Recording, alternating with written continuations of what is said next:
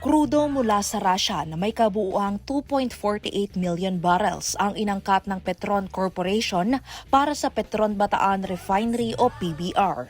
Nauna nang dumating noong nakaraang linggo ang Sara Sky crude oil tanker sa Limay, Bataan at naghatid ng 700,000 barrels ng langis. Sa lugar na ito matatagpuan ang PBR o ang tanging oil refinery sa buong bansa.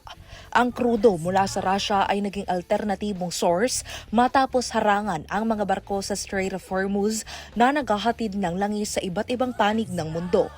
Ito ay bunsod ng patuloy na kaguluhan sa Middle East na nakakaapekto sa pandaigdigang supply chain. Kaya naman napilitan ang Petron na bumili sa Russia upang hindi maubusan ng stock ng langis ang buong bansa. Samantala, tiniyak ng Petron Corporation na ang transaksyong ito ay dumaan sa masusing konsultasyon sa Department of Energy, Department of Finance at Bangko Sentral ng Pilipinas.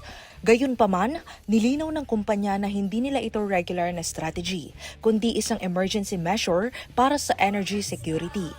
Mahalaga ang supply na ito para sa tanging refinery sa Bataan upang maiwasan ang malawakang shortage sa lokal na merkado. Bukod sa supply, layunin din ito na pigilan ang mabilis na pagtaas ng presyo at panic buying sa bansa. Ayon sa kumpanya, handa silang bumili ulit ng langis sa Russia kung mananatiling kulang ang supply ng kanilang mga traditional na source.